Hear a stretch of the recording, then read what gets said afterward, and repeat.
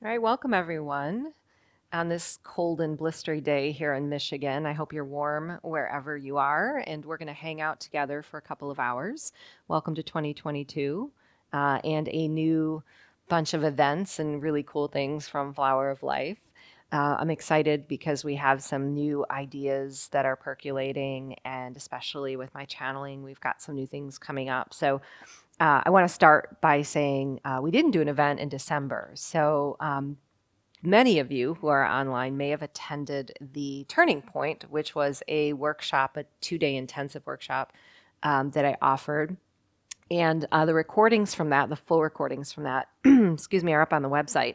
And I know a lot of you have been diving in, but I have noticed that it's still garnering a lot of attention. And for those of you who may not have attended the live transmissions, I just want to mention that this was a really, I want to say, not only vibrationally potent, but very hopeful transmission addressing a lot of the things that we have going on in the world today, whether it be our physical bodies and some of the things that are playing out in that realm, the economy, all right, changes in government, all of these things. And I've noticed a lot of times that the transmissions that the guides are offering are about 2 years out, and sometimes valid, long after we offer them. So if you're interested, check that out.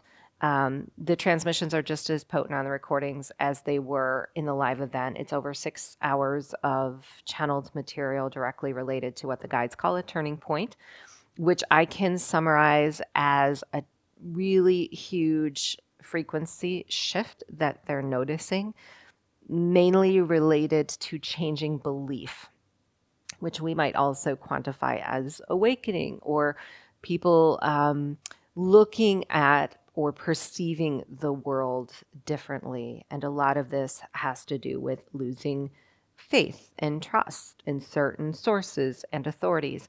And even though we might not see the results of this on the physical plane just yet, they are seeing a massive tidal wave of changing vibration that I think over the next year or two we're really going to notice. All right, so that is on the workshop tab on my website. If you want to even just read through the outline of it, you can get a lot of great information that way.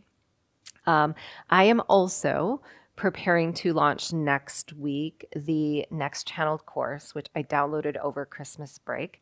It is exclusively through Mary Magdalene, and it is entitled Mastering Your Karmic Destiny. I love the transmission, and again, I always recommend that once I put it up, that you just read the channeled outline. Because even if you're not going to take the course, there's some really beautiful gems in there about a variety of different things. And this course is going to start on January the 31st. It's a Monday. We always meet on Mondays at 7 p.m. Eastern. There are 5 live transmissions. There's a recorded introduction that you'll have access to right away. Those of you who are in my inner circle know we do the pre-sale. I think that'll launch this coming Thursday, maybe Wednesday, but you'll always see it on Facebook. You will get it on email. And it's, if you've been with me for some of the courses with the Divine Feminine Masters in the past, like Initiation, for example, which was through Mary Magdalene, this feels a little like a continuation. And it's interesting how that happens. We tend to ebb and flow with the Divine Feminine Masters, but even in the first recorded transmission, which I just did last week, there's a reference back to the Kundalini breath that we've been taught in Lightworker Inner Circle 13, and that we've used in 15 and many other of the courses. So I love that we're making that connection again, and we'll be throughout the transmission. All right, so be prepared to do a lot of breath work, a lot of activations, and we love Mary Magdalene, don't we? She just brings such a soft and beautiful type of loving transmission through that supports us when we seem to be going through some of the worst times in our lives. The foundation, however, is something that I want to talk about in a moment. I'm going to weave into some of the other messages, and it has to do with the eternal nature of our souls and how to really master our karmic destiny, we have to understand that the life that we are in right now is not the only life that we are living or will continue to live, that we are focusing into a small fraction of an incredible evolutionary journey. And so sometimes we can get really wound up around all of the things we have to accomplish and the things that we have to heal in one lifetime. And she says this kind of fragments our mind and it puts a lot of stress and weight on our shoulders. And we begin to feel very defeated. And this is how that karmic wheel tends to repeat. It's actually not what we've done wrong or what we've chosen in the past that was wrong, but it's how we feel about the choices and the vibration through which we experience our life. Because she's addressing a lot of things here, but one that I thought was really interesting was the physical body. And she says for us to have chosen to play in form, to feel and be a physical being, would logically mean that our bodies and how we live in them would be a primary area of karmic focus. And here we are in this, global kind of experience that is put its spotlight on the body. And I feel as if she's going to wind in a lot of messages about that are really applicable to what we're going through now. So check that out. One other thing that I want to mention for those of you who are reading the book, Epitayam, which is the manuscript. It's my first book. I've been putting it out online, 1 to 2 chapters a week at a time for the last year. This week, I'm going to post the final chapter, which I'm just thrilled and so excited about. And the entire manuscript will be complete online. So those of you who are reading along will just know we're done after this week, and I'll be making tweaks and changes, not significantly to the meaning, but any little errors, punctuation, things like that, tidying and tightening that up while also working on the hardcover, because so many people have been asking me, when is the actual physical book going to come out? Over the next year. I'm so excited to work on that. And I've had some great downloads from the guides about what the cover should be and how that should all play out. So I'm taking that very seriously, but also moving very patiently and very slowly, knowing that this is a really important part of what I'm here to offer in the world. So with that, I want to bring in a couple more themes, and I'm going to channel for most of the time. So if you're new here, hang with us. We're going to be here for 2 hours. I'm going to channel in a general message for everyone today. And then we already have a ton of questions coming in. So I'm just going to let the guides hammer out the answers to those questions. But there's just one theme that I wanted to talk about. And I always tend to catch everybody up on where we left off before and, what's coming in now. And what's been really interesting for me in finishing up the end or the final bits of Epitayam is that the guides are really focused on our multidimensionality, which I believe is truly what we're struggling to understand and how to live within right now. And when I say multidimensionality, I'm speaking of managing our frequency and how we're living at a time when we're becoming aware of so many things. So ultimately, we have been here, many of us in this movement, focused on vibration and meditation and spiritual modality and philosophy and all of these incredible things that are included in the book and the courses. And we practice that so much. And that is a huge part of how we maintain our frequency. And from a consciousness standpoint, we have come to so much understanding about the world. we've especially begun over the last couple of years to see very transparently into all of the things that have been somewhat limiting of our sovereignty, or has created a density on the earth that has made it really difficult for us to live as freely and create as freely as what we want. But what we have to keep in mind, and this is really the crux of the ending of the book here, is that everyone is living in reality that is just as real as ours. And that means sometimes we are looking out at the world and making a determination day to day based on what is most important for us to both create a life that is fulfilling, but also somehow serve.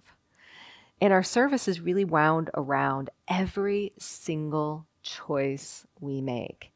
Here in the inner circle, and all of you guys that follow the channeling, we have so many brilliant, oh my gosh, teachers and healers and architects and community leaders and all of these things, mediums, and that's amazing. That's a huge part of how we are here to serve, and I myself have a mission. But through the course of the book, what the guides have constantly emphasized is that we're in a period of embodiment right now. And that means somehow taking all of the things that we've learned in these ancient practices and in our spiritual study and applying it to daily life in a really grounded way. And of course, coming out of the holidays, we can see how that may have worked out with family members, karmically or otherwise. We are always receiving opportunities to improve, to radically improve ourselves, to radically improve our relationships, our bodies, the world at large, the earth. And at a time when it seems so hard to do that because everything is against us, it's the very small things that make the biggest impact.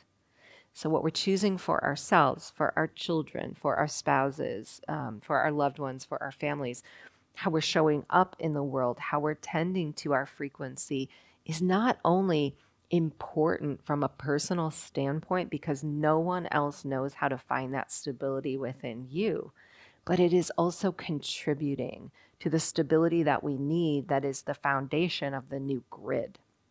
We talk about the grids a lot. And I get this visual often from the guides on this tug of war, instability that's going on in the grid systems. And it really comes down to the fact that we are the ones that are balancing the grids on our shoulders. And so when we fall out of balance, the grids fall out of balance. And that's okay, because ultimately, we're in a time of moving between dimensions. And that means a period of chaos is necessary for us to find our new footing. But we feel that so dramatically right now.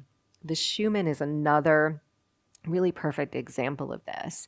When the Schumann is spiking and dipping, this is that internal tug of war that's going on with everything in our lives and how we're managing our frequency. But the constant raise is a really, really good sign. And it's showing us that that balance is possible in a higher frequency bandwidth or in a new dimension. Now, something else that came through in the last chapter that I posted, which was called The Antithesis, has to do with our collective reality, the hologram that we share as a human race. And I want everyone to keep this in mind because I think it is so important, and it's easy for us right now to lose so much faith in where we're headed as a race and on this planet. Collective timelines, the experiences that we share, when they're a potential, meaning they haven't arrived yet on Earth, they are harder to manifest. It takes more vibrational matching. It takes a higher frequency. They vibrate higher. They're more massive in size and scope. So naturally, our personal lives are going to evolve quicker than the world around us. And that's really kind of what we're attempting to shore the gap between. But the guide said, for collective timeline realities that are higher dimensional to actually land, every single vehicle of consciousness has to have a stable vibration enough to sustain or support it. Now, that in of itself can sound really defeating. But the guides say, if you could see what we see, the frequency that we're measuring now on the earth and within you is different than what we've seen in many thousands of years. And this is a really good sign because everything starts in non-physical before it manifests on the earth. And so we're moving into a period of time where some of these collective timelines have been really hard for us to land because we've been all caught up, all tied up in the anger and the fear and the sadness, and our vibration has been up and down and our frequency has been hard to manage. All of that stuff is starting to come to a balance. I feel it in me. I feel it in my clients and in this community. We've been through the thick of a lot of really difficult times. And it's not to say that we're not going to face more challenges. And they even say this in the book. But the challenges that we're going to face are going to be far easier for us to manage. And we can see this as we look back on our lives. Every time we've gone through some level of turbulence, some really personal change, we have grown. We have gained tools in our toolbox to support us. And the next challenge that we face, well, it might be just as difficult as the last, is something that we internally approach differently. And that internal vibration is what the guides are speaking of. So I ask that you notice that within yourself. How you're feeling within right now has everything to do with how we're stabilizing and able to land the next series of events that are leading us into what we call the new earth, which is really just a manifestation of everything that we desire and that we've been hoping for here on the planet. But we have to start accepting it within ourselves. We have to start feeling it and acknowledging it within our own lives, for these are the pillars upon which that grid is supported and held. All right, so with that, if there aren't any personal questions for me, no? All right, we're going to go into the channeling. So if you're new, just know that the guides and masters that we bring in are offering a vibration. So if you can't keep up with the words and the phrases and the concepts, don't worry. Just sit in meditation, just receive, and you're going to integrate this in your own way and apply it in your life just as uniquely, because these transmissions are quantum and they are codecs that every unique soul will anticipate and interpret differently. And we're going to work with the Council of Light today. I welcome them. As we are here now, it is our distinct pleasure to offer an interpretation of everything that we see going on as light, because we are light beings ourselves, which is not necessarily a better state of being than what any of you have achieved, but it is a more transparent and collective way of seeing how vibration is going to affect the physical plane. And while there are great changes always taking place in your vibration, there are some consistencies that we feel are noteworthy to share with you today. And these are the things that give us the most hope that where you are heading in the fifth dimension is something that is reachable where you stand today. And the first is this. There's been a great deal of conversation taking place on the earth having to do with truth and what is the best way to live a human life that will affect others who are ultimately suffering. These communications, while varying greatly in their ideas and intentions, are a sign that humanity has now turned its attention to serving beyond a singular perspective. You're moving from a time where service to self has been taught as the only way to succeed.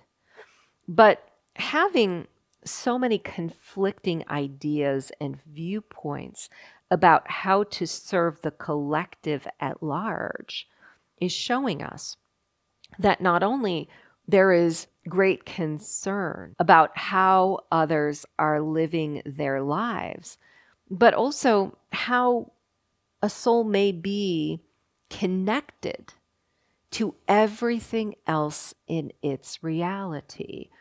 Because from a fundamental and intellectual viewpoint, many of you have studied this connection as energy.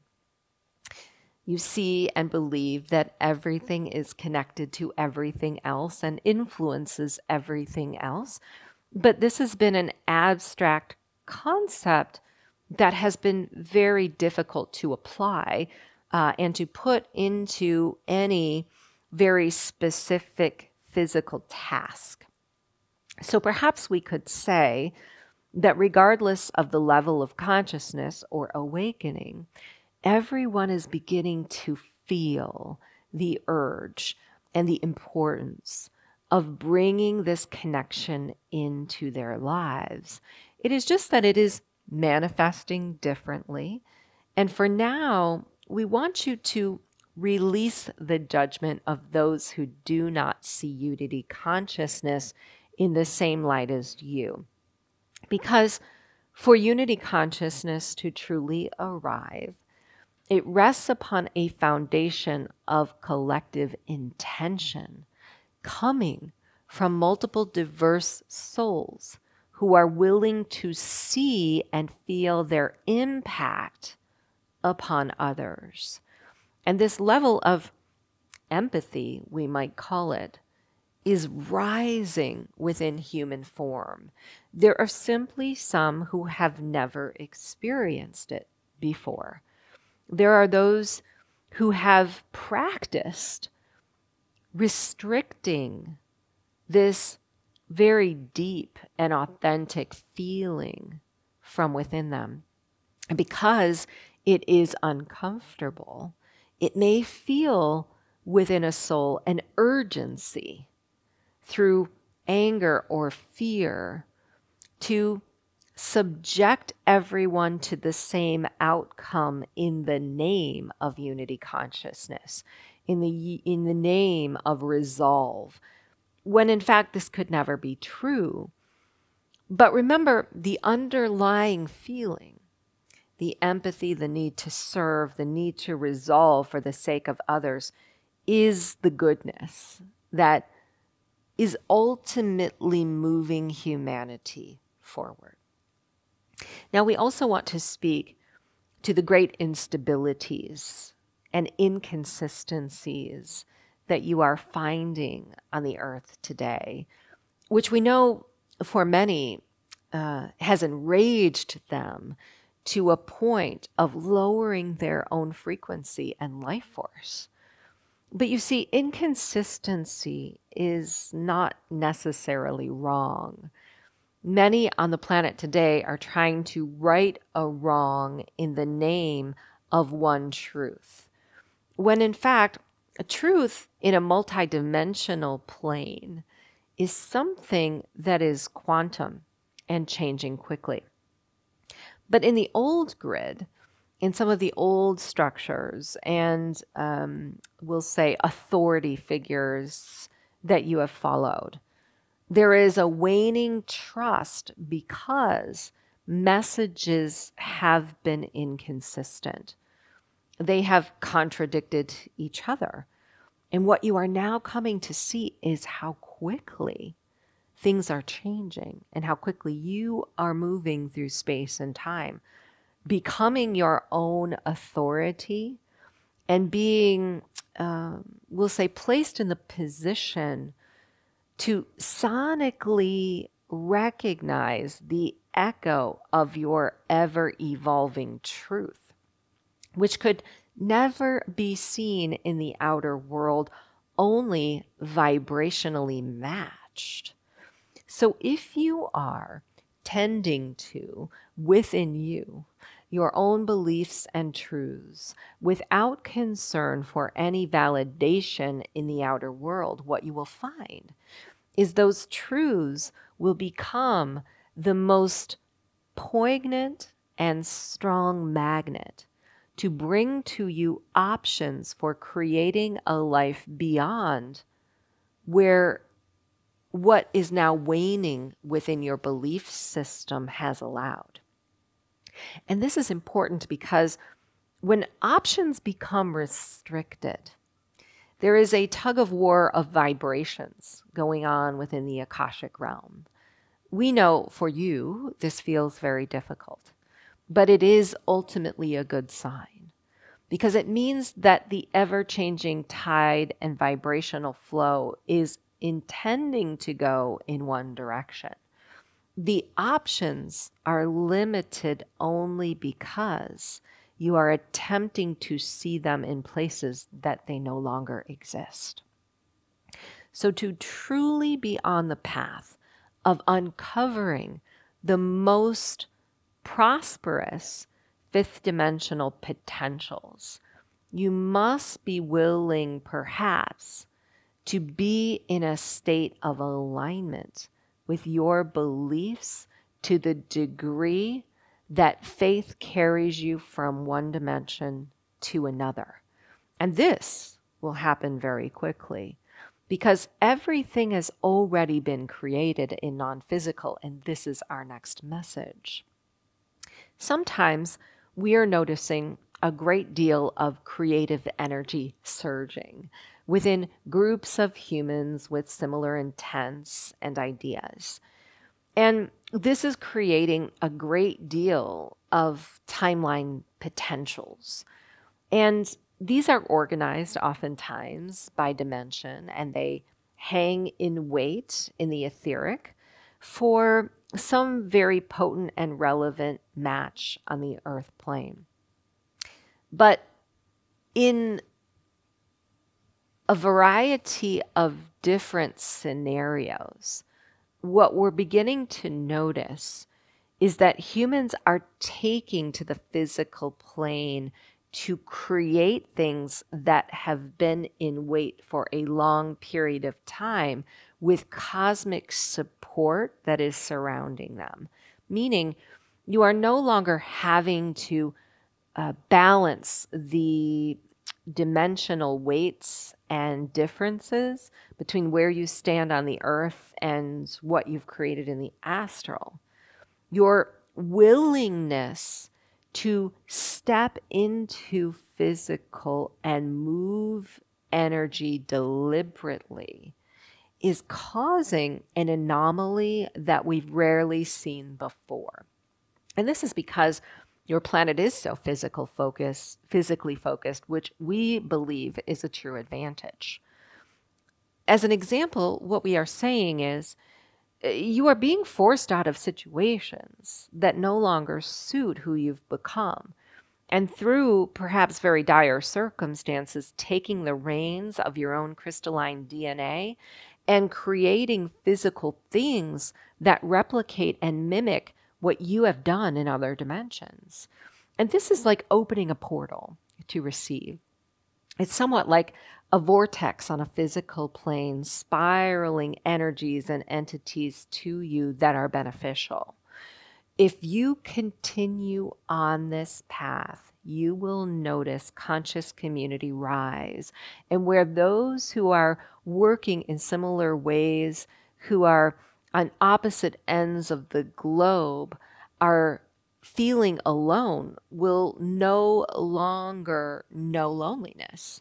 They will find the partners and the teachers and the collectives that not only have the tools and the information and the knowledge to serve them, but also for them to somehow serve the other. These are the things that give us great hope and that we see you on the precipice of as you move through the coming months.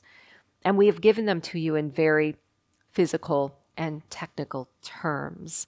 But through the voice of this channel, you have received all that you need to understand to spark their knowing within you in a very personal and unique way to assist and suit whatever it is you are here to do to assist the collective. We're so very pleased and honored to take any questions. My daughter has lost her taste and smell related to being ill with the virus in October 2021. She has still not gotten her taste and smell back. Can you give insight into the energetic or spiritual reasons for losing taste and smell related to this illness? And can you give advice as to how to heal so she may have her taste and smell senses return? Yes, we are the Arcturians, and we wish to address this question from multiple vantage points, knowing, of course, you are multidimensional beings, but especially that many of the children, the younger souls who are having this anomaly, are extra sensitive and crystalline in their structures. It is amazing to us the intensity of physical senses. Something that humans take for granted is something that we see as the most incredible abilities that you have brought to the earth. And the fact that they are so distinguished from one another, not blended and working together, is another very huge advantage to being on the earth plane. Yet, the amount of processing that the body must be able to do to sustain this level of sensory is also incredible, meaning that there are organs and tissues and processes within the body that must all be in harmony for a soul to be able to sense the world around it. So there are several things that we have noticed, or we'll say themes that we have noticed, that are lending themselves to the suppression of the sensory. Now, certainly from the physical plane, we can say there has been a negative influence and infiltration of your DNA that is causing a certain anomaly. And essentially, this is based on your DNA code. Your DNA is evolutionary. It contains very we'll say stagnant and consistent coding that in your physical bodies maintains a level of balance. Yet there are also intergalactic codes that are here to upgrade that balance and those abilities. But this fundamentally relies on energetic flow. The body's ability to maintain not only its sensory output and input, but also its immunity, its resilience, and its strength comes from the body's amount of energy. And what we have noticed is whether it is through toxic influence or through exposure to certain frequencies, the body is using its energy, all of its energy, to find this balance in other ways. Meaning that when energy and attention is restricted from the sensory, it is being used somewhere else to support healing. So, in other words, the elimination of your sensory ability has less to do with an illness or a viral component and more to do with the body's attempt to heal itself. It is using all of its strength, all of its energy, and all of its processing to rid some level of toxicity. And so our advice to you is to support the body's energy in any way possible. And this may be a message that we cannot fashion to all humans the same. Because there is a weakness, there is a vulnerability within every human. And this we are speaking of exists within the body. Many of you understand you have come with a lineage of disease, and that disease manifests differently within each and every one of you. You are subject to your environment, you are subject to your past. Everything that you have taken in and every choice is lending itself to these vulnerabilities. But if the body is looked at as a holistic vehicle of constant rejuvenation, we must let go of the idea that there is something going wrong and support what is going right. We see detoxification going on a mass scale. And so what the body needs is not only time and patience to detoxify, but everything that is supportive of that suits a unique soul, whether that be rest of the mind, of the body, of the heart, whether that be replenishment of fluids and nourishing foods that contain very high quotients of light, whether that also be restriction from the outer world and all of the fear that is modeling the mind around the idea that something is going wrong. We think the nervous system plays one of the most important roles in how the sensory adapts to the world. So if we have been subject to a great deal of fear, or we are in fight or flight because our bodies cannot heal, the body is going to turn off all of the things that need not take up energy so that it can be safe. And sometimes this is why we see humans in a state where their sensories cannot come back on. There is a nervous system anomaly where the body is stuck in a timeline of fear that it cannot come out of. And so address this widely and wisely. And what you will find is the body will rejuvenate itself perfectly, because this is what it is designed to do. I have ideas of what I want to do. Sometimes I actually move forward on those ideas, but it seems that often the outcome isn't what I want or hope for. I spend much resources, time, energy, money, effort, but feel disappointed outcomes. Other times I can't seem to move beyond the wishing and wanting of a creation. I'm asking the guides for help, please, so I can create a life that is fulfilling. We're working with the Ascended Master Collective, especially Archangel Michael's and Gabriel's. I welcome them. We will speak as a one voice through this channel. What we concern most about on the earth plane is that there is a great deal of focus on the doing for some inevitable return. Because while the focus has turned to service, sometimes the ego within a soul is still tuned to the idea that the service will be recognized, or that there is some condition that must be met in order for the service to be fulfilled.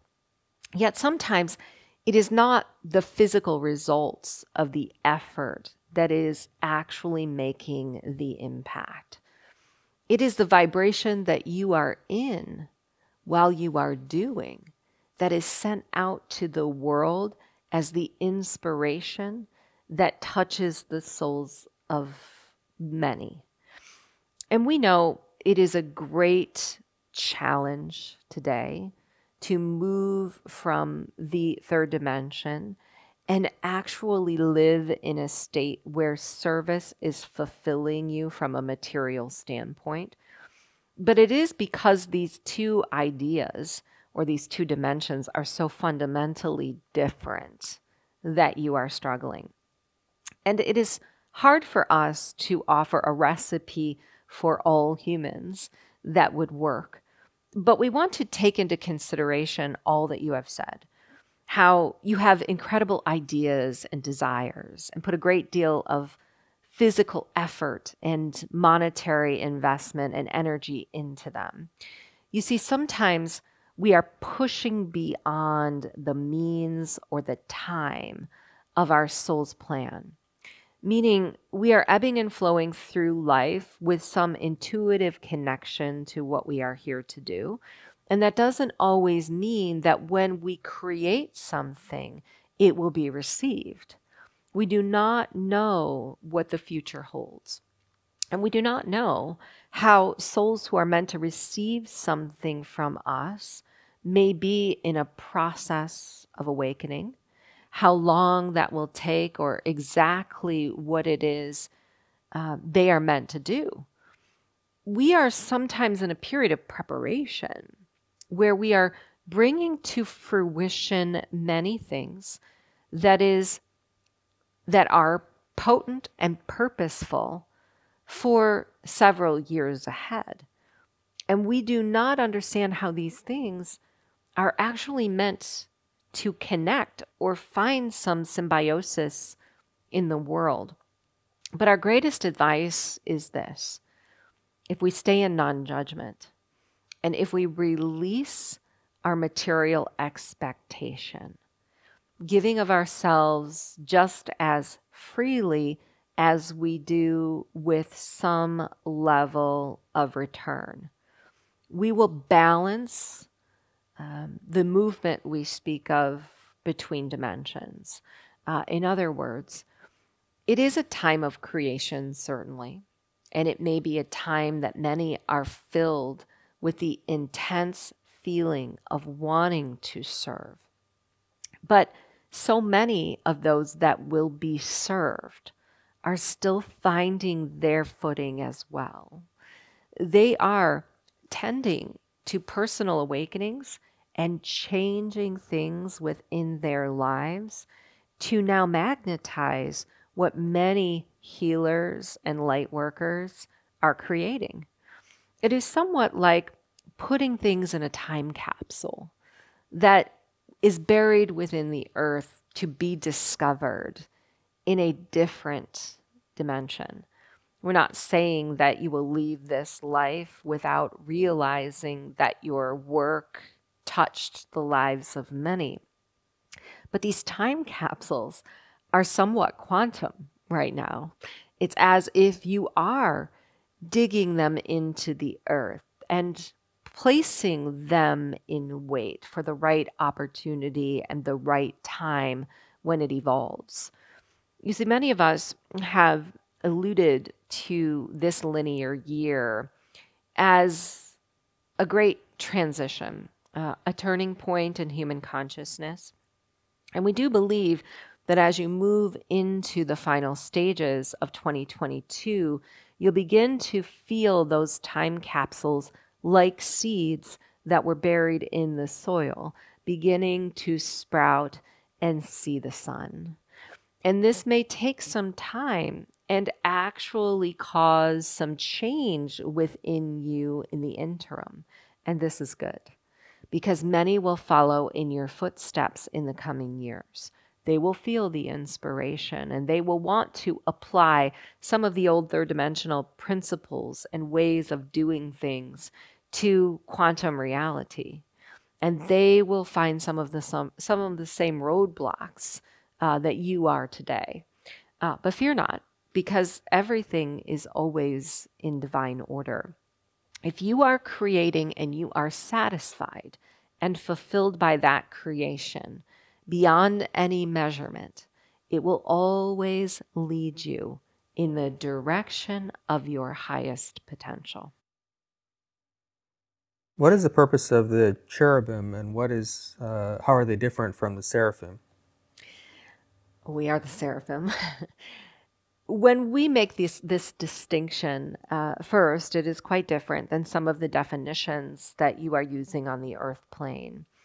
We see evolutionary process as being the primary distinction between these two definitions. And it is not to say that any one evolutionary path is higher than, better than, right or wrong. But the seraphim are very focused on some of the most physically challenged realities throughout the universe. They have come and matched the vibrations of the beings that live in these realities. And they have, through their own experience, walked some of the challenges that they face as an equal, as a being in eternal training of how the resonance of karma and the polarity and indifference of trauma plays out in many of these scenarios. So we might say that the seraphim have a very long and lengthy evolutionary period of training that they go through in order to be called such. And they are, we'll say, very quick also to choose assignments in a hybrid body. They may come to planets like Earth, for example, and show up for a very short period of time as masters or teachers, while they are very connected to a container or a collective of beings beyond.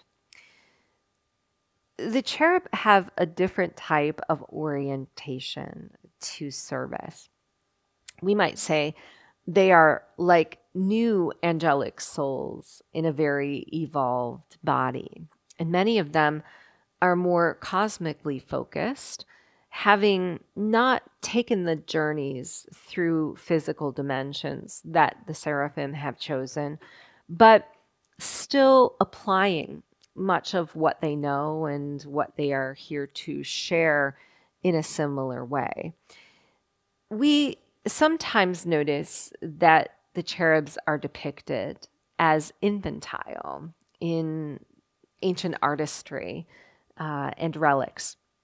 And this is because they are so pure and so crystalline and somewhat like a manifestation of the constant rebirth that is a potential for every single soul. And this is their mission. They come not to focus on the physical plane so much, or the karmic and dense experiences of a physical soul, but they come to uplift and move a soul into a state of eternal reunion with their transcendent self, a part of them that may not necessarily apply to the physical earth, that is very abstract and very unique. But these are the frequencies that they most focus on activating. The cherubs also, we might say, are hybrid in nature. They are looked at as angelic, and they certainly are. We make very little distinction between intergalactic and angelic beings, other than the fact that they often reside in different realms. But the cherubs have come as a manifestation of the new children, the hybrids and the crystalline beings that you know very well on the earth. They appear this way to us, those that are new, in fact, in our realm, but have, through the path of many intergalactic timelines, gained wisdom and knowledge that they are applying here. The full moon is in Cancer on the 17th of this month. What does it mean for us? We are the Pleiadians, and we're very pleased to answer this question. Now, we make different vibrational distinctions when it comes to the moon, because we see the moon as often one of the most planetarily focused vibrations on density.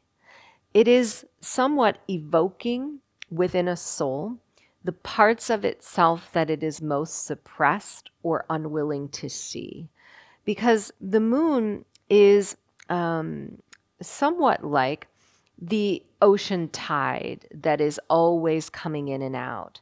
It is a shifting vibrational energy that may focus a soul on how its most important patterns that are meant to be focused on through time have evolved. And sometimes this comes through the polarity of some very difficult challenge, meaning we are facing within another a cosmic mirror of ourselves.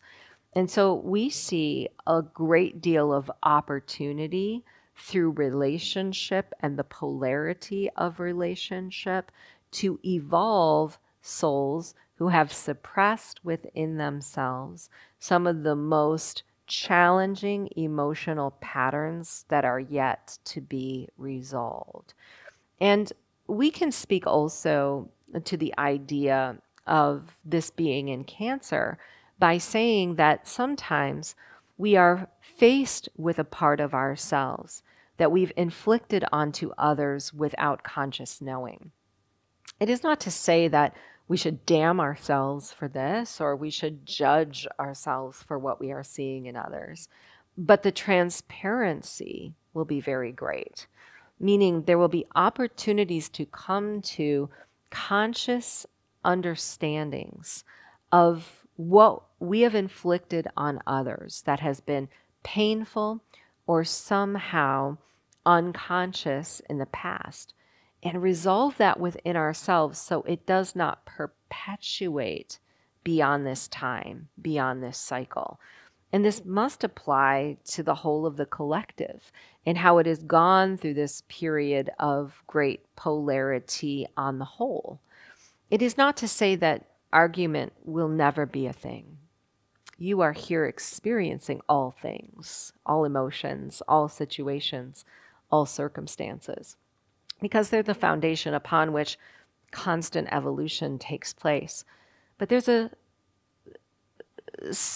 stark difference between a disagreement or a conversation where we are attempting to hear different viewpoints and the traumas that perpetuate when souls cannot see beyond themselves.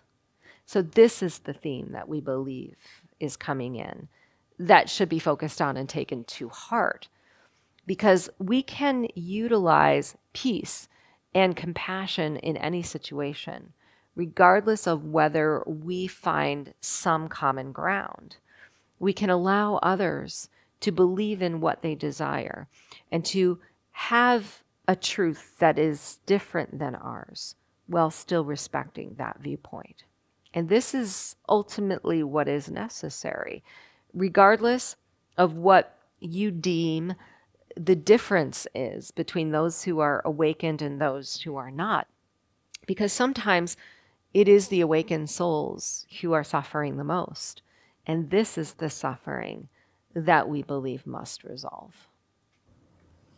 Please explain timelines and how to heal them. Well, we are the Pleiadians, and this is a very extensive topic that we believe is difficult to explain in a very short period of time. But a timeline is simply anything that you are focusing your attention on that has come to be defined by you separate of anything else. For example, humans are running timelines right now in multiple dimensions, and in every moment that they are focusing their attention, they are stepping onto a different timeline. When you move from one geographic location from another or to another, let's say from your own home onto a city bus, you have just shifted timelines. But timelines are also important in the consideration of healing, and we understand the question that you are asking, because what you are focused on most right now are collective timelines, which are a bit different than the quantum ones that you are approaching in each individual life. So I want to make the distinction here and speak to both energies. In your personal life, some of the most important timelines that you are healing or working on are distinguished by identity. So watch how it is you identify with yourself as you move between different daily activities. Sometimes you are a mother and then you are a coworker. Sometimes you are a sister and then you are a neighbor. Sometimes you are moving between different friendships and different associations with humans and changing how you show up in the world. Each of these are creating a timeline. And this has been why humanity has been so focused on inner truth and living within that inner truth, because the truth has been hidden based upon the timeline that you are walking. Sometimes a new belief about the self or the world has been adopted, but that truth has been hidden and your identity has changed based on where you find yourself in life.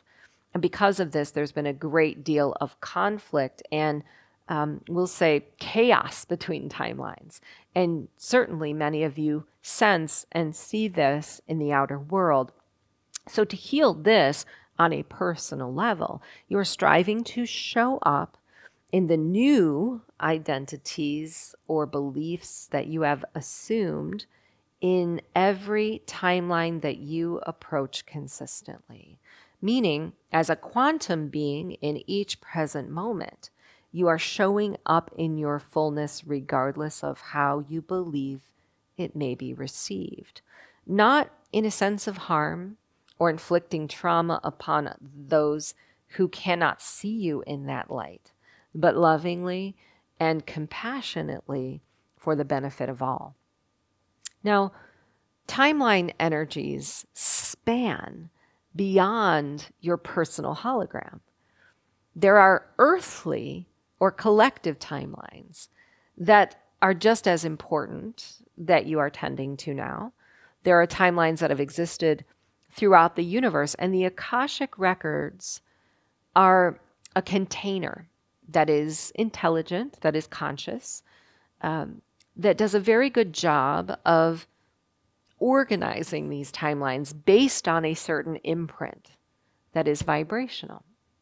An example of this might be lack of worth.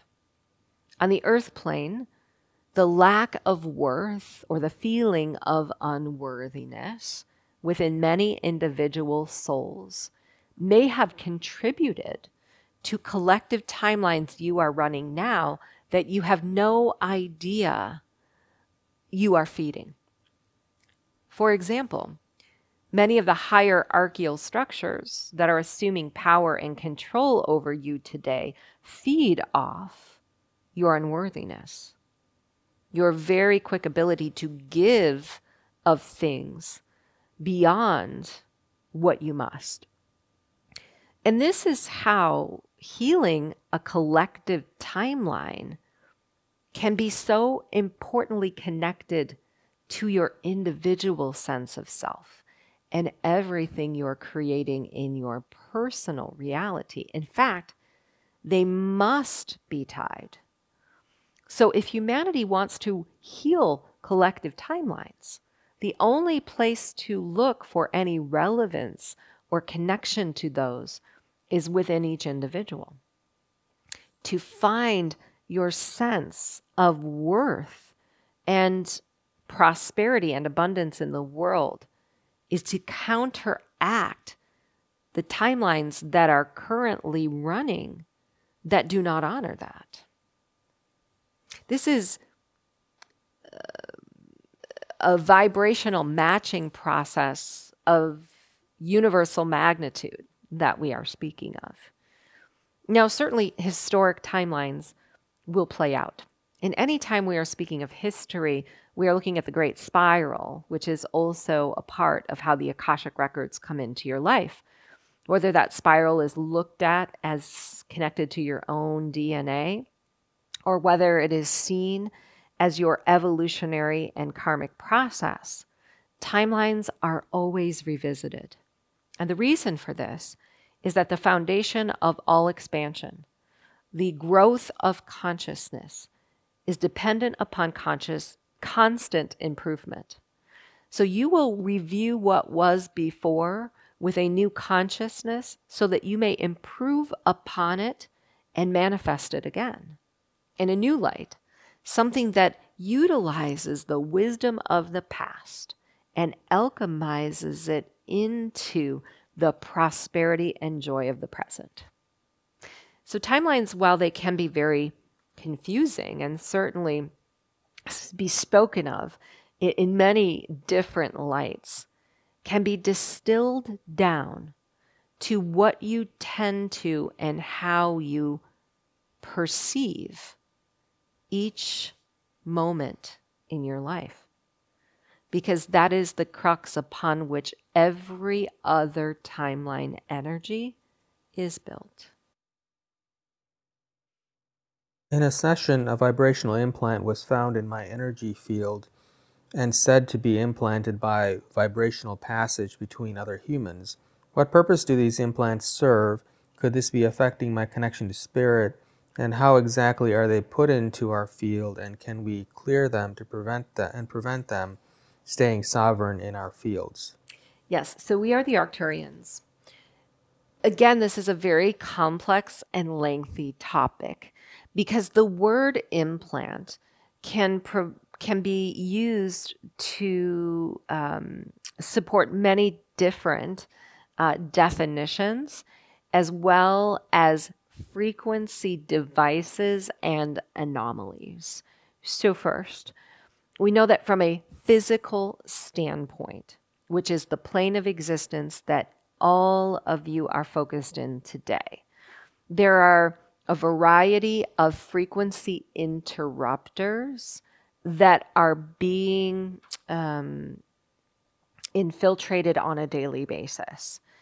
If we simply look at a soul's ability to maintain its vibration, we're looking at the underlying foundation of physical health and longevity, because within you is light. And if that light is somehow suppressed or manifested in a constricting way, you are more vulnerable to things that are inorganic in your field to becoming merged with you or to become a part of your energy field. So in all circumstances, before we clearly define what an implant is, we want you to know that the more resilient and strong and brilliant that you feel in your body, in your mind, in your spirit, the more protected you are or become a transmutation technology for anything inorganic that could be named an implant. However, of great concern to us is the inorganic technologies that are coming online and being connected today.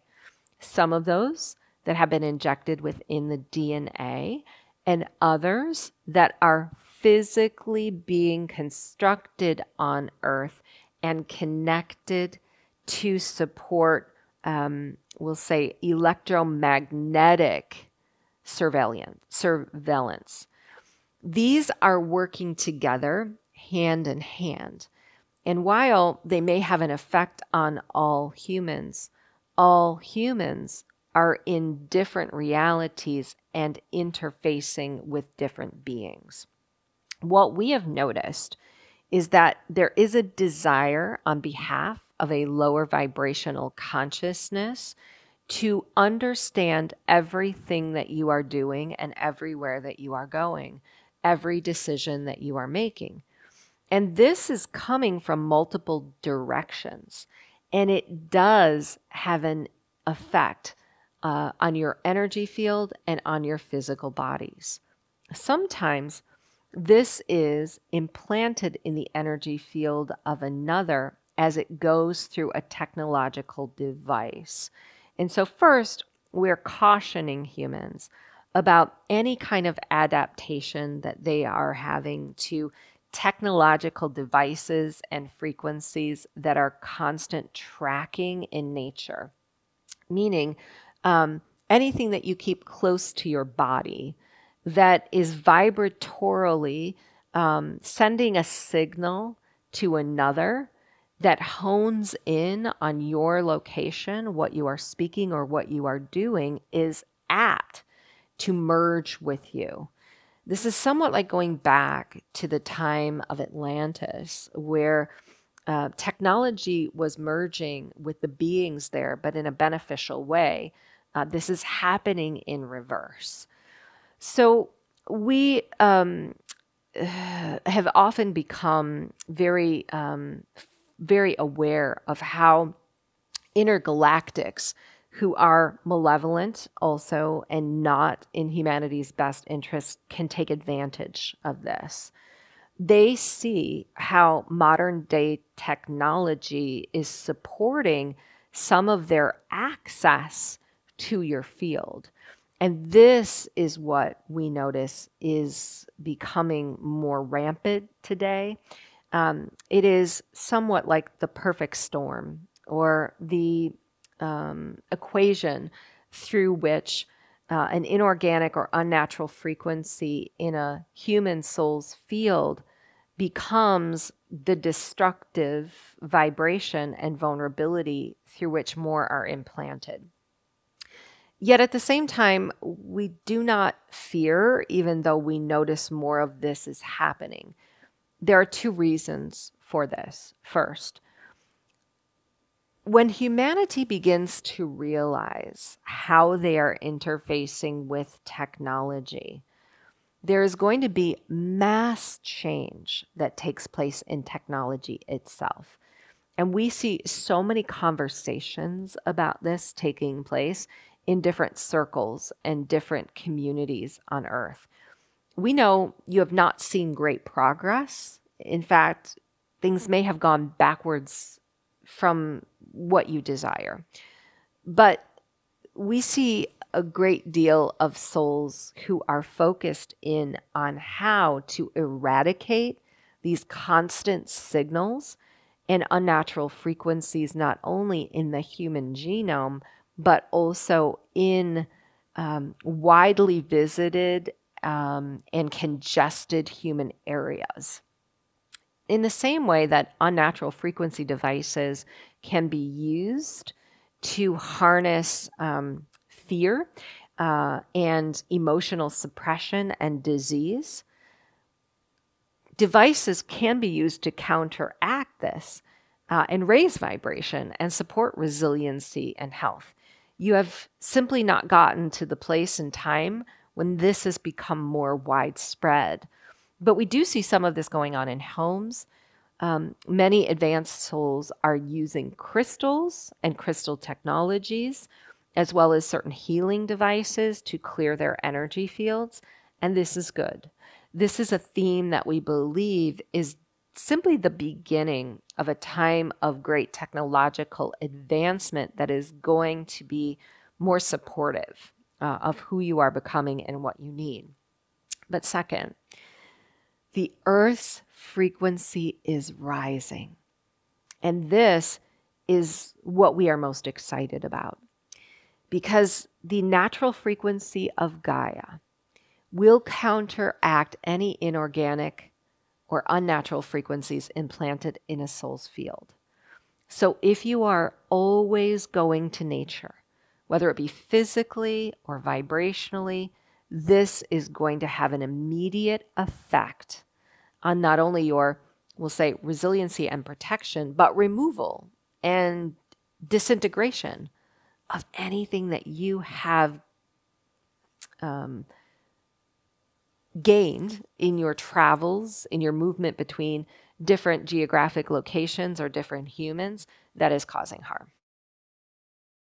Can you speak to our collective and our individual shadows and how we can better go about facing and healing and integrating our shadows? We are Kuan Yin. The divine feminine masters are seen in all of their courage because they are not afraid to embrace their shadow. And this is a foundational and basic teaching that all of us have gone through as very young souls early in our preparation. It is not to be afraid of what exists as darkness, but to shed light on it so it is seen that heals multiple lineages. We have been trained in non-judgment, and this is humanity's biggest challenge today, is that the shadow or the darkness within themselves have been judged as something wrong or something that makes them unworthy of attaining some level of status. But just as the yin and yang is shown in its balance, there will always be contrast within all living things. It is just that that contrast has become so stark in its difference that you are moving through a period of rebalance. So we might say that the shadow is a soul's constant reminder of something other than itself that can be served and tended to. It is the Lightworkers' greatest proponent and component of how it serves. Unless we have some understanding or connection of the human condition, we cannot ground here and know what it is we are to heal. But from a collective vantage point, it is difficult, we know, to look at the world and to see the traumas that perpetuate. All of these have their foundation in the inability to love. But unless that love is found within the self, it cannot spill over into the collective enough to truly mute the shadow that has become what you call darkness. For there is a gradient difference in seeing a shadow versus seeing what is dark. In order for the shadow to appear, there must be some reflective light that is making it so.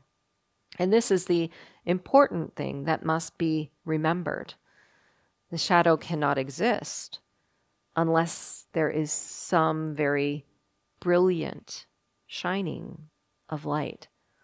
And in these moments, we may observe it, how it moves with us and how it changes. But we may also step outside of the light and find that it vanishes, which is another message that all should remember. If the light is not present, we may not be seeing all that we are able to heal. And sometimes we have noticed the most onerous patterns go on and exist because there is not enough light or consciousness to truly feel or see that they are a part of us. What is seen must be alchemized, because that which perpetuates is not realized, is not seen. Sometimes we reflect upon the ways that we have been trained and know that the timeline you are in is very different than the ones that we came to Earth. And so we have a great deal of respect for who you are and where you stand today, knowing that sometimes what we suggest seems abstract and very hard to adopt. So let us make this a bit more concrete and finite. What you see in the world that is dark is meant to be blessed through the light of your soul. And that light is the truest essence that you can find beyond all unworthiness, beyond all judgment, beyond everything that you believe makes you less than the God or the goddess that you are. When we are able to elevate ourselves to a level of acceptance in the world, we are able to see every other as the God and goddess that they are. And this is where true healing takes place. We are apt to judge very quickly. We are apt to anger and frustrate and fear. And we are apt to want to bring justice to the world, sometimes in cruel ways.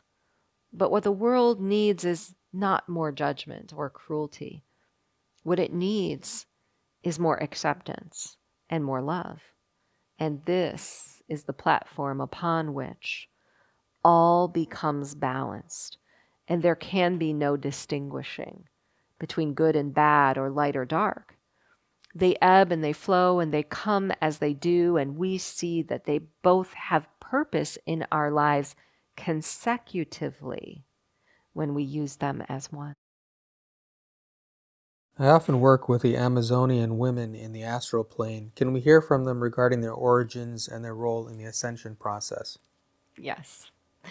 As the Amazonian women, we are very complex in our lineage. We are native to the earth, but we consider ourselves emerging from an inner earth lineage. Those who have walked before us, not only as native masters, but hybrids who were here implanting the earth with some of the most resonant elemental properties that still exist today. Now, we are known often in our influence of divine feminine, and we have been seen as a very strong legacy of feminine beings. And this is because we manifest from the frequency of Sophia. We were meant to be here to lay upon the earth our physical hands and to build with love and appreciation for her all that we could offer as a historic understanding that you could implement in many other timelines. We are also very adept healers, not only in the astral plane, which many of us have chosen to remain today, but especially in the time that we were embodied on earth. It is not often remembered nor seen that we were grid workers of a very special kind. The various locations that we are known for manifesting have very potent mineral and elemental properties that converge on very significant ley lines and meridians. In fact, we have been healing the traumas that have gone on before us that run through the wiring of Sophia's own meridians, of Gaia's own channels, because we know that every human being is connected to her. And there is a part of the divine feminine that is seen as soft and nurturing, but also there is a part of divine feminine that needs to be remembered as powerful and oriented to finding the masculine balance within all beings, just as important as anything else. In ourselves, we have found that perfect balance of masculine and feminine, even though we are known for our feminine nature, and we are seen in this light as warriors. Warriors who were not here to destroy, but to build up and to continue a lineage of the most powerful souls that many are aware of today. Those that step through us like Isis, those who exist within fragments of ourselves like the Madonna, those who many of you might remember as Joan of Arc.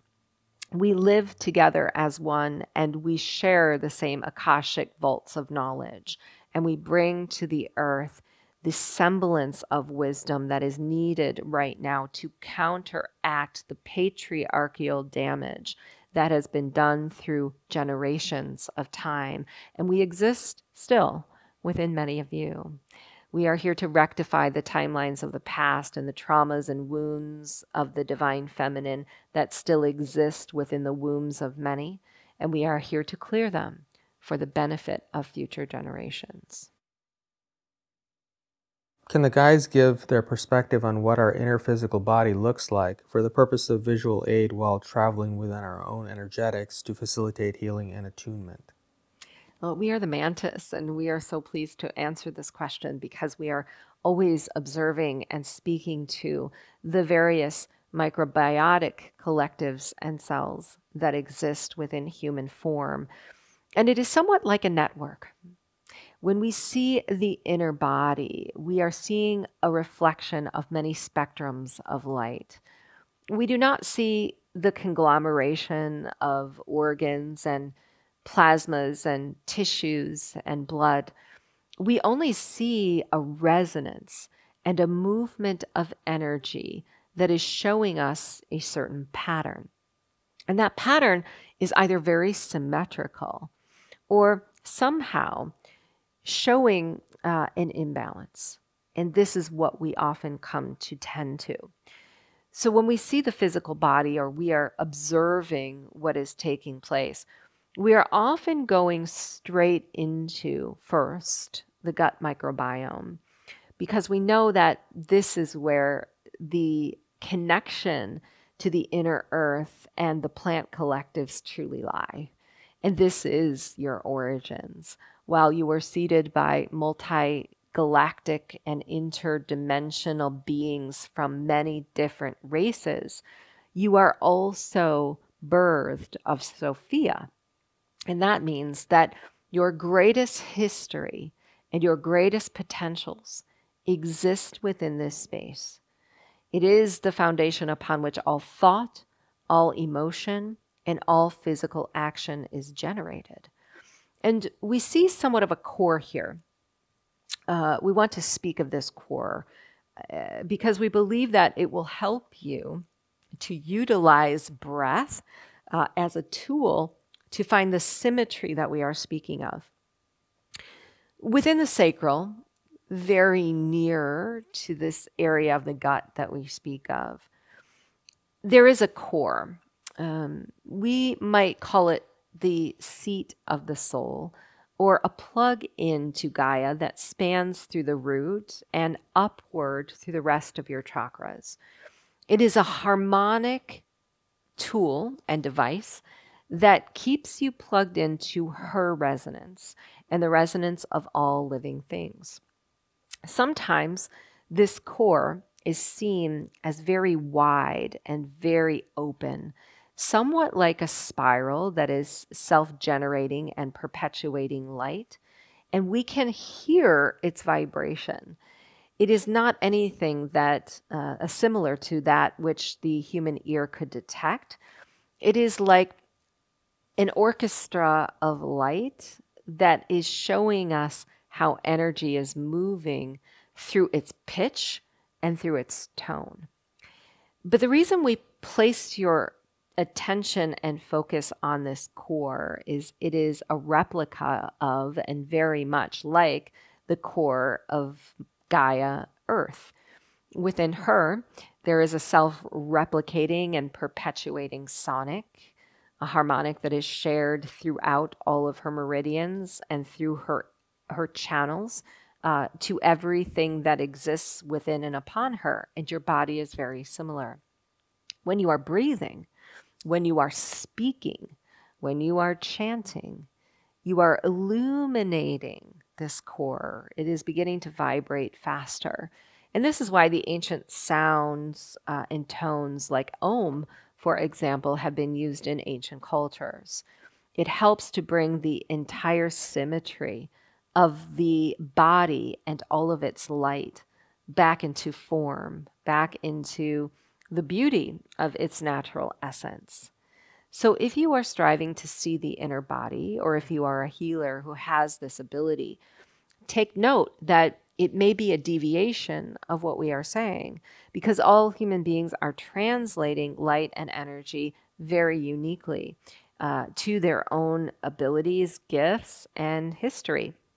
Yet sometimes there is a feeling or an indication of what we are speaking, some imbalance or some lack of symmetry that you are tending to.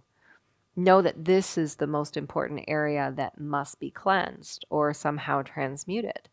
And regardless of what modality you are using, you may call your attention here.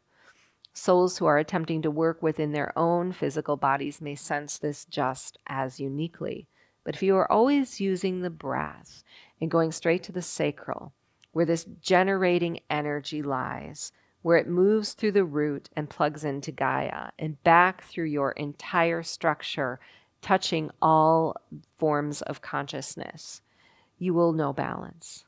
If it is practiced in a unique and individual way, you can cultivate this balance. And this is what we encourage most. I feel so lost lately. It brings up feelings of not moving forward and like I'm off the path. I'm sure many can relate. Can you speak on this time we're in, please? We are Mary Magdalene.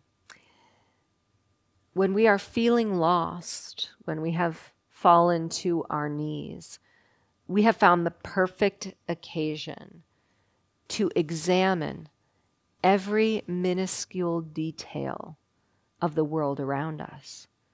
Because to truly find our way back to anywhere, if we have been lost before, we have searched for the breadcrumbs that we have inevitably placed before.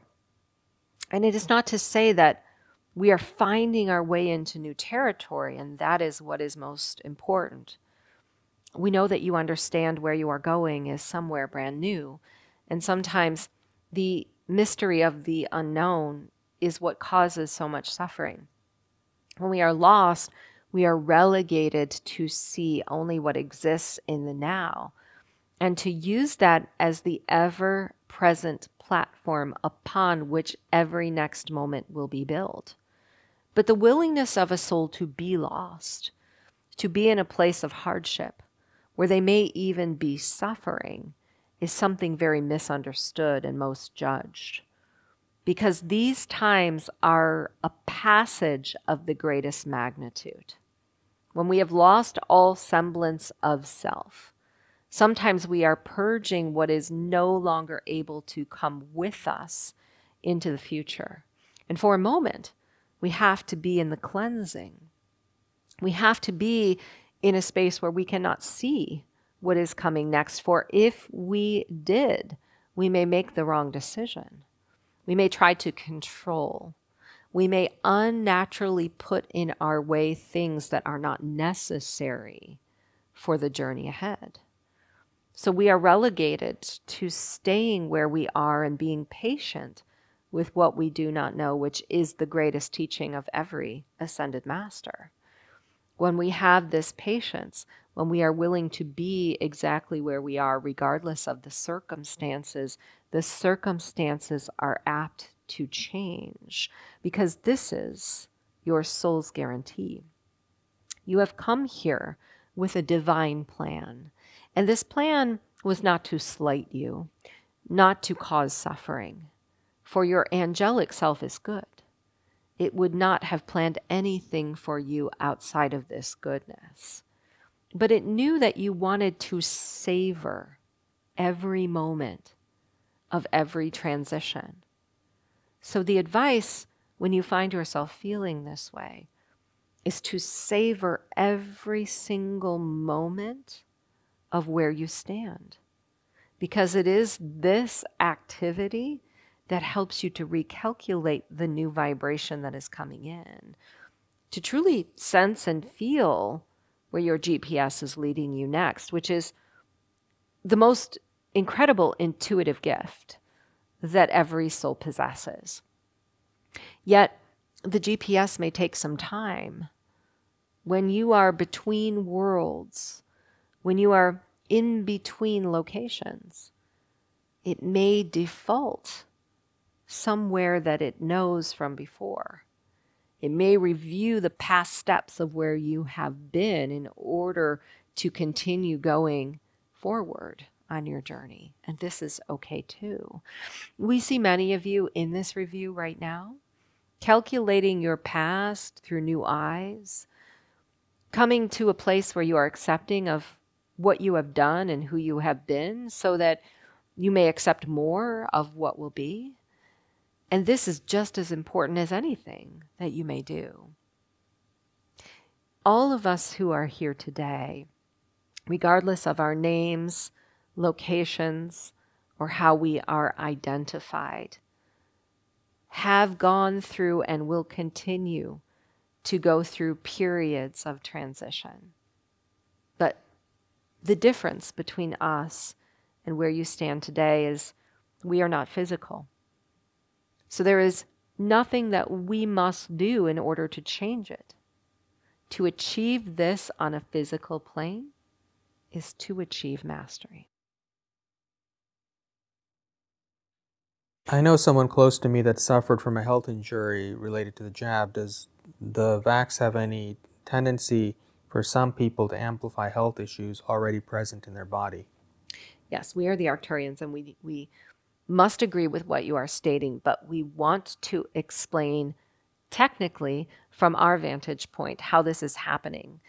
But we want to wrap this message around the previous one that has come in through the mantis, because we do believe it's important to have this insight of the body as a pattern.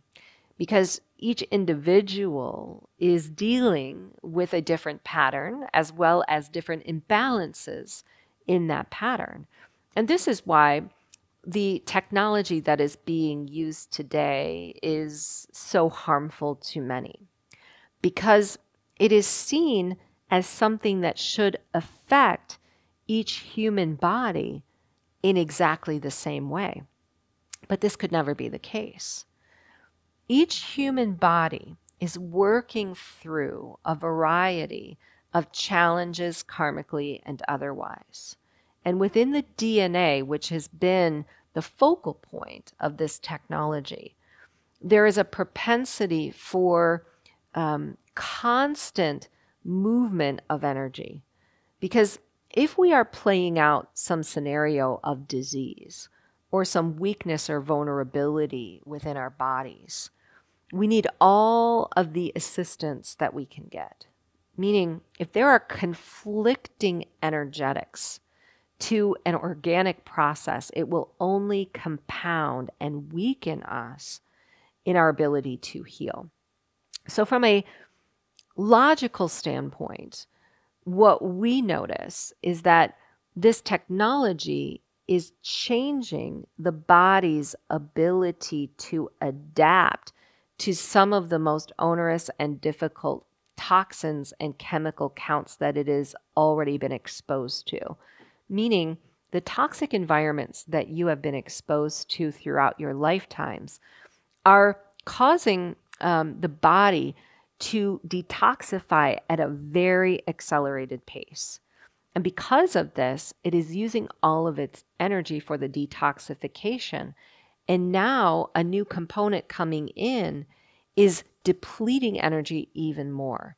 This is causing anomalies in the DNA to spike and rise. But also, there is a contributing factor to hormones that we believe is important to acknowledge.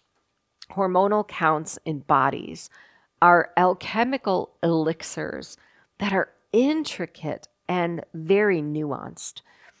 Many of you realize this because it is difficult to balance hormonal counts once you get to a certain age. But hormones are a factor of your immune system and your gut intelligence, which are also intricately wired to disease and patterns of disease. So if we are injecting a substance that is going to tell our body it has to shift something in the name of something else, there is going to be a priority that comes into being. Our body is going to be alerted to some process that may be unnatural. And we want to simplify this with an example. There are many souls on the earth today who are predisposed to the disease cancer. And because of this, even though cancer has not emerged in the body is fighting on a daily basis to detoxify anything that would allow it to grow.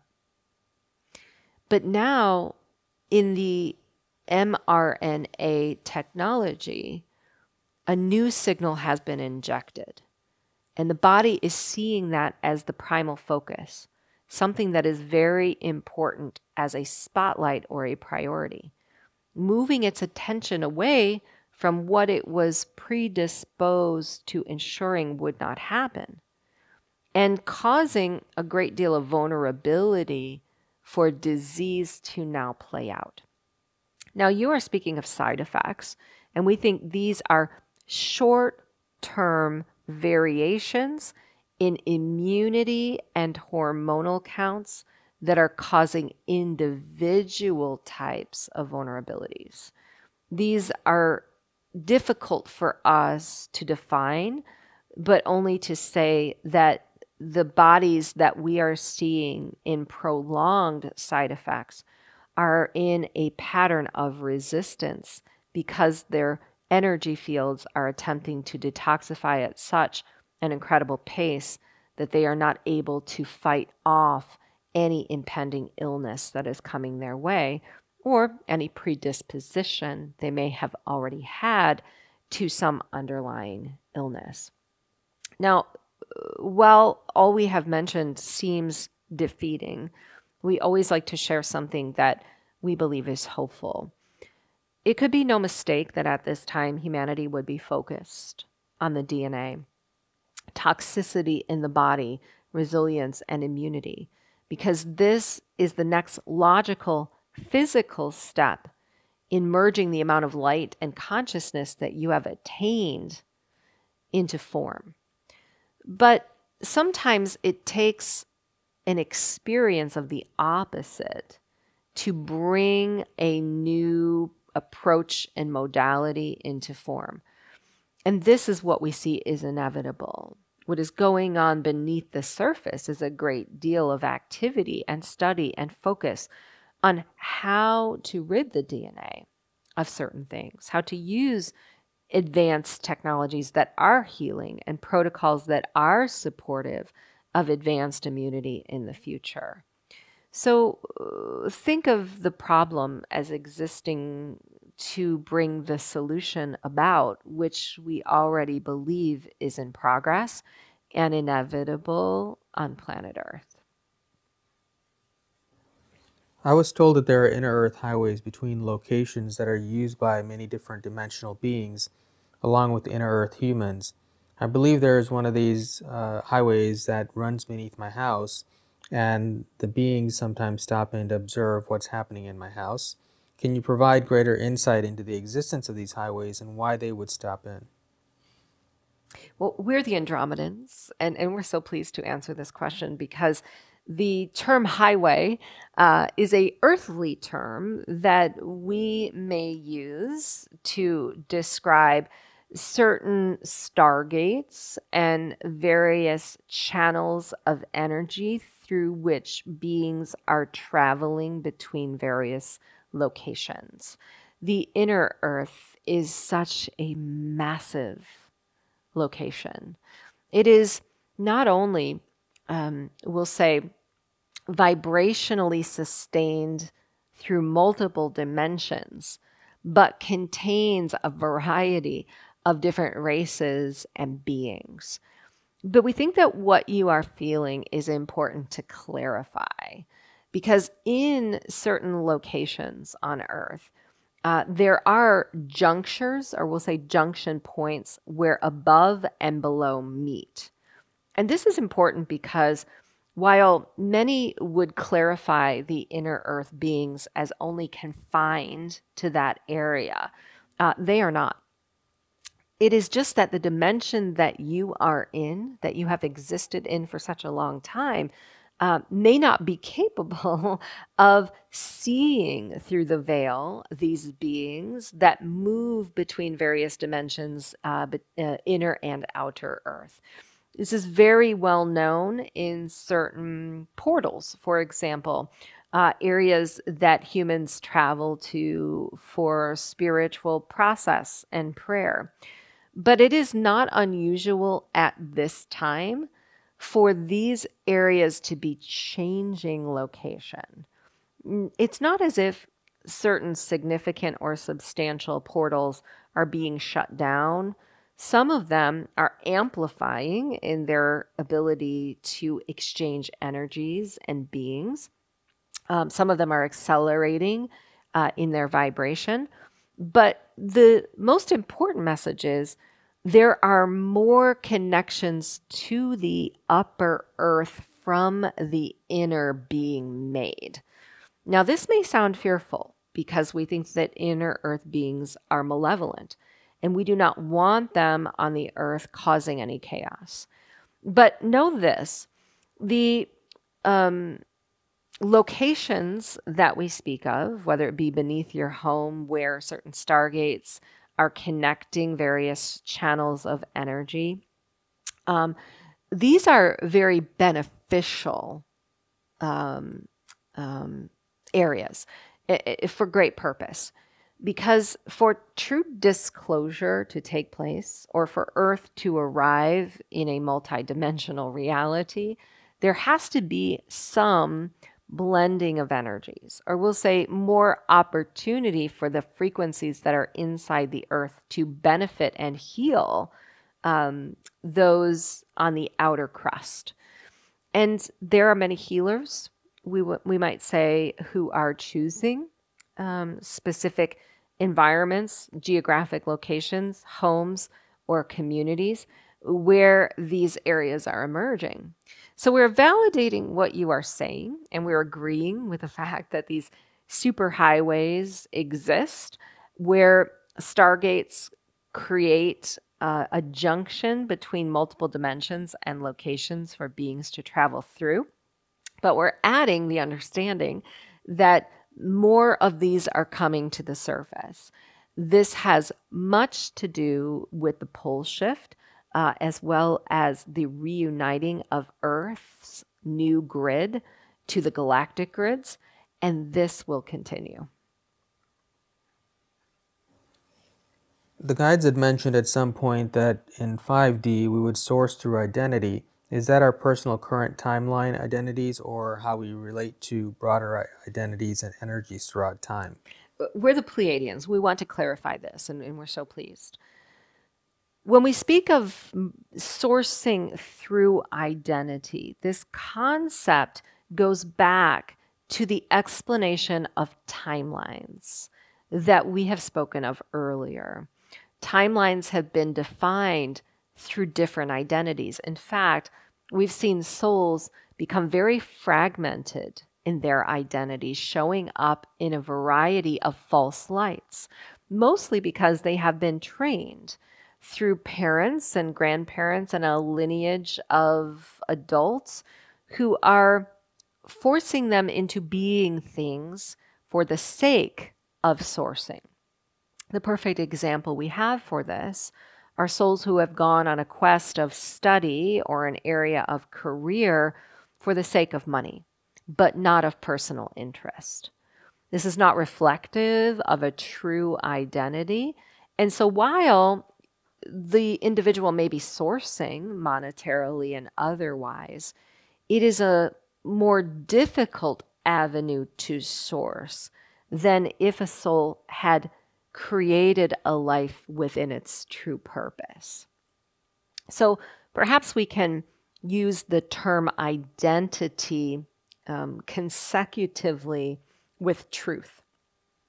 When a soul has become holistic and brought all of the fragments of itself to merge within the same truth and identity, there is a connection to source that becomes inevitable. When a soul is following its passion and its organic truth, the physical journey becomes less difficult, and a soul begins sourcing in the way it was always intended. This does not mean that there is less physical action, or a soul does not have to effort. Effort will always be made. But the distinction that we are making here is the joy in the process and the embracing of life in the truth that a soul uncovers as opposed to leading something that is falsified through the idea of another.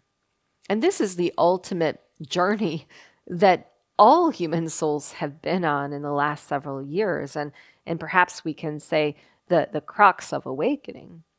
When you are exploring the self and knowing the self, you are coming back into an organic way of source. And that source is designed to support everything that you are and everything that you decide to be in the world. Did alien beings alter our DNA about 200,000 years ago so we could evolve as an intellectual species? If so, did they use something akin to CRISPR technique that scientists are exploring now? We're the Council of Light, and we want to explain that if we go back to your origins, meaning the beginning of time, when humans were seeded, the intentions were pure. We are looking at a 12th dimensional Earth with a love-based frequency and the attraction of multiple races who were excited and also in that frequency, wanting to share the best of the best in terms of their genetic predispositions with you. However, in saying this, there are many timelines that have taken place beyond this moment of seeding. And there have been periods where your evolutionary process has gone awry through malevolent intent. You are not alone in this. We hear what you are saying about intellect and the mind, and want to relate this to a period of reptilian influence. What many do not understand is that races throughout history have gone through cataclysmic events on a massive scale. The reptilian collective is one. And in this cataclysm we speak of, lost their connection to each other as well as to source. Coming to Earth, they found an avenue through human DNA to continue their ability to create as a one collective. But this one example is not the only one that we can speak of that runs similar to the one that you've provided. For example, the Anunnaki are another race who have come through dismantled portals and manifested in both malevolent and benevolent intents. But what you must remember is your DNA is made up of a multi-galactic host of different variants of multi-dimensional races. And because of this, it makes you a very valuable energetic tool for those who know how to manipulate it. This is the chronic and constant theme that we see spiraling throughout the Akashic records that you are relating to CRISPR technology that we may say has come back in many different forms. You are in the ultimate battle of restoring and reclaiming your DNA. But it is not as difficult as it may sound. It is simply a manifestation of consciousness that all of this is happening. The more conscious that you become and the more aware of your personal choices, the more you are restoring your own DNA. And because of this, we are seeing great progress. In fact, we're very pleased because we see a great deal of crystallization going on within the DNA, more than we have seen in many, many decades of time. And what this says to us is that you're purifying a great deal of the manipulation that has gone on, whether it's been in the physical plane or in the astral. Yet this history is going to continue for some time. So you will see the manifestation of similar stories, whether it be technologies or deliberate implantations or the injection of toxins, because these relate to cosmic wars, but also a variety of malevolent intents that have come to the earth through time. You are simply weeding those out of your Akashic history as you speak, and we believe you have the power to do this. So our advice is to focus your attention on creating the greatest vibratory strength within your DNA possible. This must take consideration for both the crystalline and the carbon strands, which reflect the physical and the non-physical aspects of your soul's journey. In fact, we believe that you are merging those now, simplifying this process by seeing yourselves as a light being in physical form, and simply tending each day to the awareness of each choice with a reverence that many of your elders did not have. In my work, the vax is required. I've chosen not to harm my body in this way. Thus far, I've eluded detection by my industry. I have an opportunity that is in my field and will need to reveal my choice. A fake passport is available if I do choose.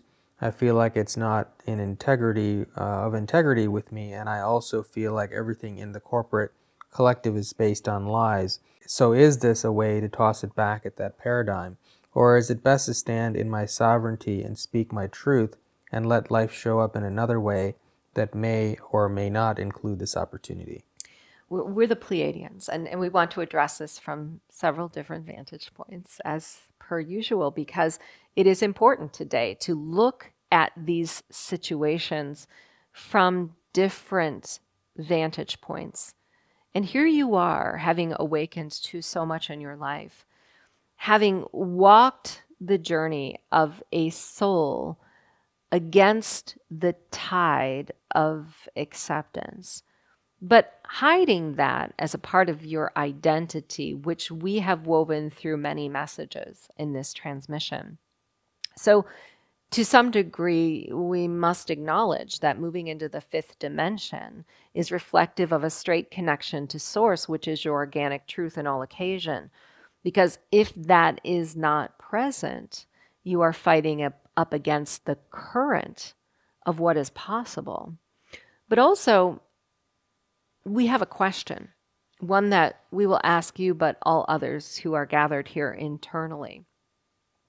How does it feel to suppress your truth?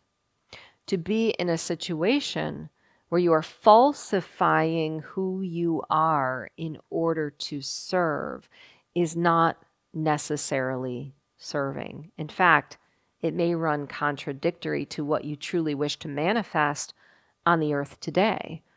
Because whether it is some requirement or physical restriction, or whether it is the implantation of a frequency device, what you are striving for is to align each choice with what you desire for all others, because this is how you are a light worker.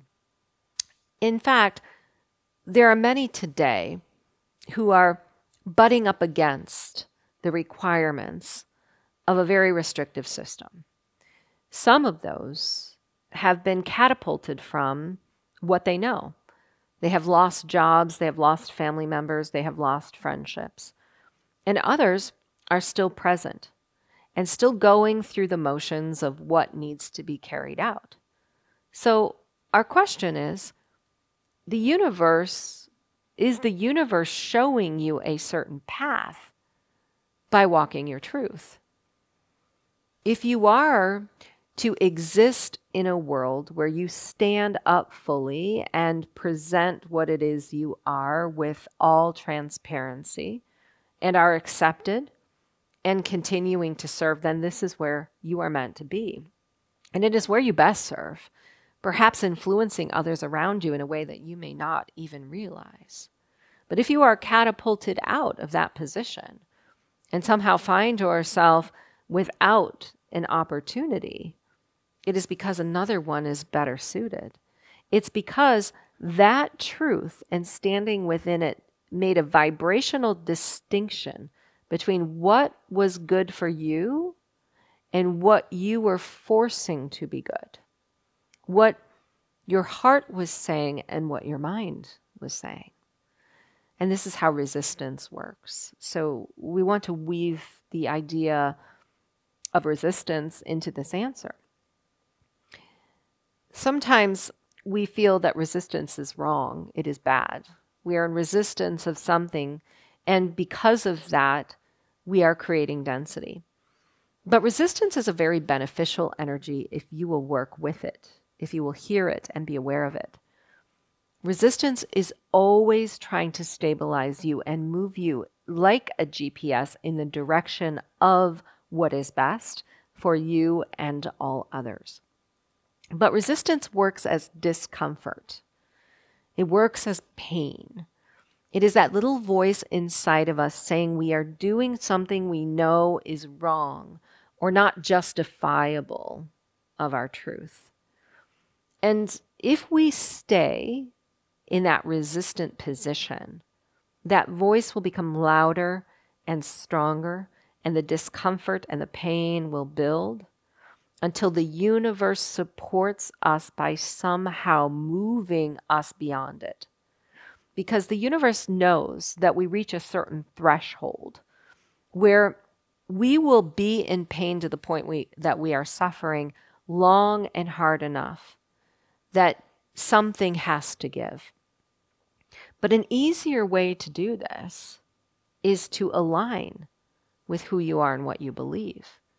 Because in this moment, if resistance is present and it releases through our decision, through our immediate choice, even if we do not know what exists in the unknown, we will be catapulted onto the next timeline without question.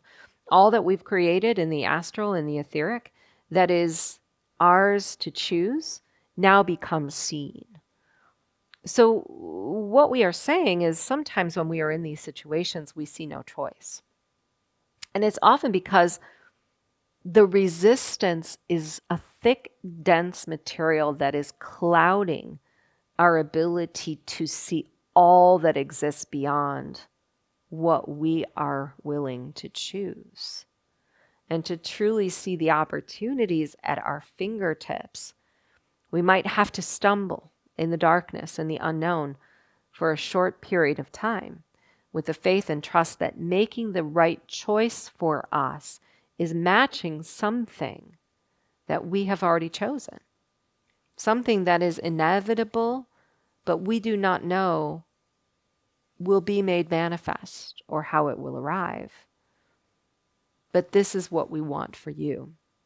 We want for you the perfect scenario that we know is inevitable and possible, but only when you are willing to move through the discomfort and into what makes you feel whole. Some companies are beginning to propose virtual med beds. Is it accurate? Can we have the ability to do it on our own? And if so, what guides are more appropriate to assist us in doing it? So we're the Arcturians, and we're working with many others because the technology that you are speaking of is not exclusive to our race. And to caveat this message, we do see some malevolent and benevolent intent woven into this concept that you are speaking of. Meaning there are some who are attempting to use this as a tool of financial gain and benefit with some egoic infiltration or malevolent intent, while others are actually operating with a very pure and we'll say supportive form of this technology. But you're asking us about virtual. And what is interesting about this is the physical manifestation of a med bed or any other similar type of technology is no different than the powers that many of you possess. Because whether it is distant healing or quantum Reiki or whatever it is you have chosen to offer as a divine channel of source, that ability is within the cosm of your own intergalactic gifts. But no soul would be able to support or do this in the same way. Think of a med bed as being able to sense and also repair simultaneously any energetic deviance or anomaly in the body. And there are many healers that are already doing this in their own right. But what we think is going on is a tug of war between dimensions, where the ability to manifest something in physical that is quantum is at a threshold of coming into being. And because of this, it's garnering a lot of attention and also a great deal of influence. So our advice is to be as pure in your intent and influence of how you are working with this as possible. But also to know that in connection to intergalactic races, there are many different assignments that humanity will be working with and utilizing. We might call them contracts, in other words, over the next several years and even decade that will support the evolution of what you are speaking of. Because remember, your DNA is multigalactic. It's multidimensional. It is, or was, seeded and created through the influence and highest variance of all of us. So there may be support coming in from different planets and races and dimensions that is necessary to actually bring this technology to the fruition of some very future supportive advancement. And we think that is ultimately inevitable. Now, we want to add one more message because you've asked us about working with this technology remotely, and there are two different ways to go about this. One might project their body, mind, spirit, or etheric fields into the technology for remote viewing and some receiving of quantum energy. Or one may work with the technology as a healer or a conduit to support another in this way. We think both of these are valid scenarios, but our most important consideration is this. Whoever is in possession of the technology and the space in which the technology resides must be scrutinized, because environment and focus of those who are, we'll say, keepers of this technology are just as important as the technology itself. Could you conclude the session, please? Yes, we're the Pleiadians. On behalf of all of those who are here, it is our extreme joy and blessed opportunity to be with you today and always. It is not just these occasions that we are together, we know, but in concert, we send our greatest love and appreciation. Many blessings. All right. Thank you for being here. Stay tuned. Ethan and Barb are up next. We're going to take a short break and we will throw out another live stream. So watch for that. And we'll see you next time.